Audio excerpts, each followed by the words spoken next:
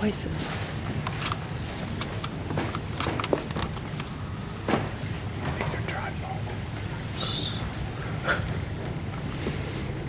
We are here, our second Sunday of Advent, continuing to think about preparing ourselves, what it means to be prepared for Christmas. It strikes me every year when we come to this time of the year that not only are we ourselves preparing for Christmas, both externally with our decorations and hopefully internally, but also to think about what preparation work God was doing. If we think about the first time we ever hear that the Lord is going to be born into the world, that a Savior is going to come, it's way back in the first pages of Genesis, when Adam and Eve are disciplined for eating the forbidden fruit. And the Lord is speaking to the serpent. He says, and he will crush your head. And it's a first sign that, think how many years into the future, I mean, this is ancient times. God is already knowing that he will come into the world because we will need him. It's almost too much to even comprehend and to think about. That God, that is that all-knowing quality that we try to wrap our minds around, but which is so difficult. And then all through the prophets, there are mentions, that the Lord will come. And then finally in Malachi, which is the last book of the Old Testament, and there it mentions that John the Baptist will come and prepare the way for the Lord. And then what's interesting is there's 450 years of silence, basically, between those last words in Malachi until Zechariah learns that he is going to be a part of this. That he is going to be father to John the Baptist, who is going to be preparing the way for the Lord. And what an awesome moment. I mean, I don't even know what that would be like. I can't even imagine. And now he's going about his business. He's a priest. He is doing his work in the temple. He's lighting the incense. And all of a sudden it says at the right side of the altar of incense, an angel appears. And he's scared. And angels, they always say, do not be afraid. I wonder how many times that's written in Scripture, do not be afraid. And he has this wonderful news for him. He's going to be a dad. And it's not only going to be any son, this is going to be John the Baptist. And he's going to have a role to play. There's rules. It says John is never to partake of wine. There's things to prepare him for his own roles. And Zechariah is going to have a role in this. And so it's this wonderful news. But Zechariah does not immediately say, okay, this is great, let's go. I'm ready. I got to tell Elizabeth that. This is not what he says. And it's interesting because the Gospel of Luke is kind of a gospel of contrasts. There are several places where the writer sets up these contrasts. For example, in the crucifixion, Jesus is beside two criminals. And one of them is saved, and one of them isn't. One of them believes and the other doesn't. Well, we have Mary and Martha. Now, that's not saying that one's right and one's wrong, but there's kind of an option for the reader to say, well, where am I at in this? Which kind of side, where do I fall? And so here in the beginning, we have two birth stories. We have John's and we have Jesus. So we have Zechariah getting the news, and we have Mary getting the news. And Mary also doesn't understand. Completely. And we can guess she probably didn't understand, even after Jesus is born, exactly what's happening or who this is. I can only imagine that she probably had a lot of questions for her whole life. But she says, I am the Lord's servant, may it be as you have said. And it's Zechariah who says, how can I be sure? How can I know? So there's a difference, and we can all understand doubt, but the angel says you did not believe. So in his voice, in his words, he must have not believed. And the angel is so upset with him. And I can just imagine the power coming out of an angel saying, I stand in the presence of God. I am Gabriel. You know, this is my good news for you, and you haven't appreciated it, you know. And I kind of thought, you could almost have a play on words there.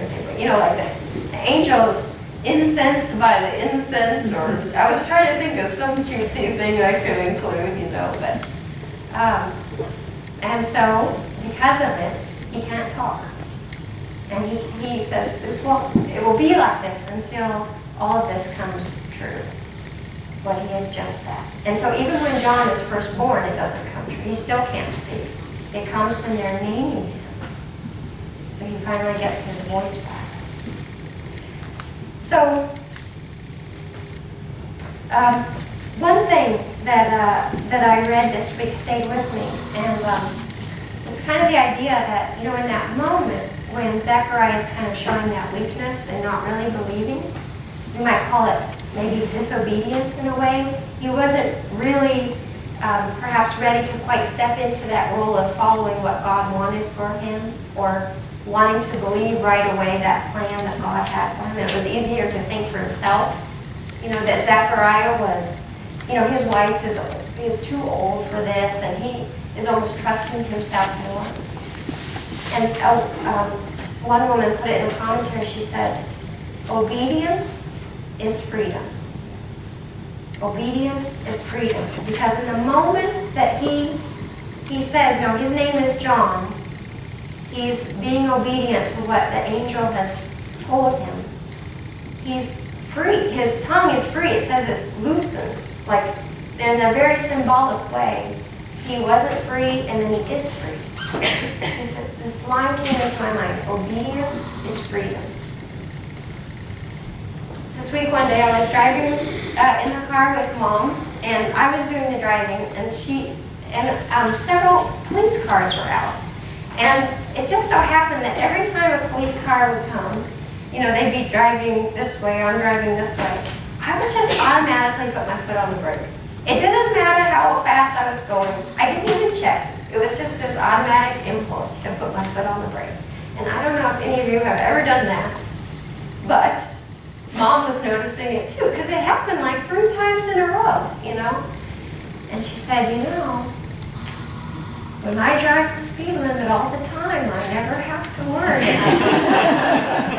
Which I'm not saying I speed all the time either. But, you know, I thought it kind of made sense with this line that obedience is freedom. I mean, if we are in the right flow of things, if we're doing the right thing, we're free in a way that we don't have to worry that, oh no, I'm going to get caught, you know, I wasn't doing the right thing. So that word, even freedom, has been with me this week. And I was just, you know, it's one of the gifts our tradition says we have from God, freedom. And I was just wondering, what does that mean to you? Like when you hear that word, what does that mean to you in your life? That you have freedom. How would you even define that, do you think?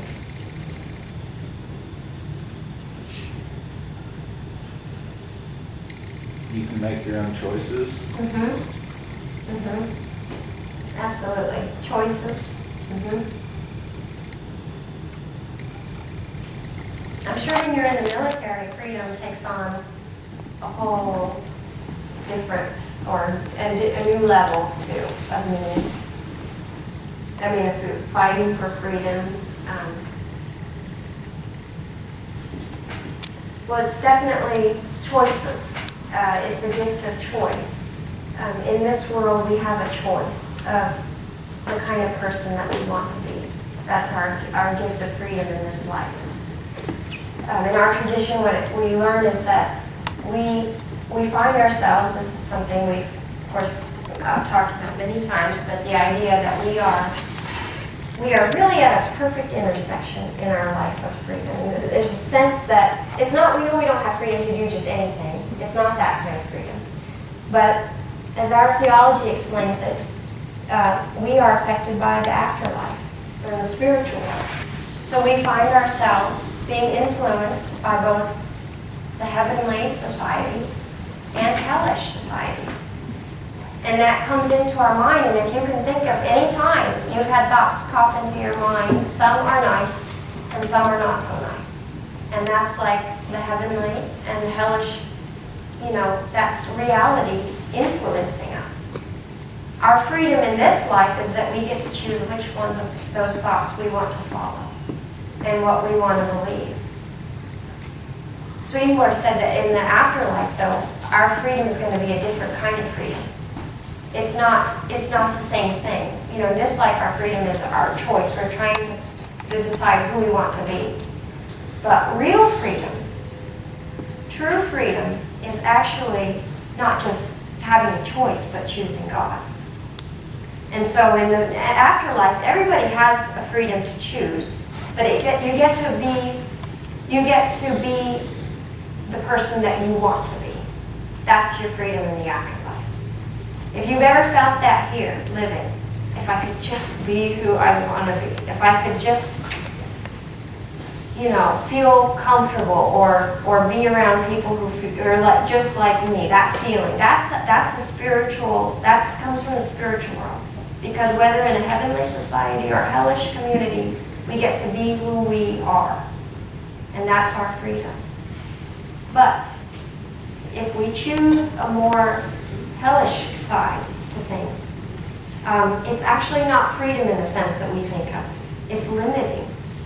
Because the idea is, and this is something that I was reading George Dole's work on, is a book called Freedom and Evil. He's a minister in our church. He's taught at the theological school for a lot of years. He's still teaching.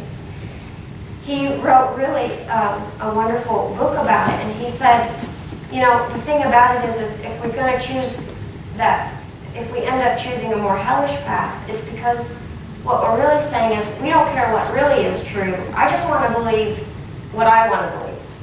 And so my world is going to get smaller and smaller because the only thing I can control is myself. And I'm going to be the author of my own life. I'm going to be the author of my own commandments. And that world just starts to shrink smaller and smaller, and it is as small as we are. It is as small as we are. But if we want to look towards the Lord, then that begins to expand for us. And we're not concerned about shaping reality to fit what we want. We just want to cherish reality because that's what God's life is. If we're standing in reality, we're with what is true, then our world is going to expand. The part about where it's growing smaller and smaller, I was thinking just a little window maybe into what Zechariah was experiencing in that moment. Now, I don't want to think of him as a terrible person. It says he was righteous. It said he was blameless before God. But just in that moment where he wasn't trusting, his world got smaller, and his tongue was, he couldn't move his tongue, and he couldn't speak. And, just in that moment, he kind of lost some freedom. But when he decides to obey, and he wants to be part of God's plan, he wants to be he's celebrating now being John the Baptist's father. All of a sudden, he's got that freedom back. And his world is growing. And so, I guess the question is, how often are we like Zechariah in that moment? How often do we think of our own plans versus how often are we willing to invite the Lord and to be okay with what God's plans are for us? It's hard to tell because we don't know. Providence is one thing. We can only look back and see where God has been, alive in been at work. It's hard to see in the moment. But I guess it just feels like such a humble thing to acknowledge how little we really know about our own life. And you know, in our world, and there's something that George Dole mentioned. He said, you know, if you want to think about what an illusion sometimes we have about how much we know on our own, he says, just look at a page of writing. He says, we have an illusion that we can see this entire thing very clearly. We can see it all fine print very clearly. He said, if you just pick out one letter in the center of the page and you focus on it, look and see how much you can actually see of all the other words on the page. It's an illusion that we have, you know, our perspective that we do. He says it's only a tiny part in the eye. It's only actually comprised 1/40,000th of our ability to see, our field of vision that is focusing on that one part that we can see clearly. He says it's an illusion, the rest of it, that we can see it all at the same time. You know. So it just feels like this humble acknowledgement. It's such an important piece of Advent, you know, and preparing ourselves that we acknowledge that God's plans are so much bigger than ours, and God's understanding is so much larger than ours.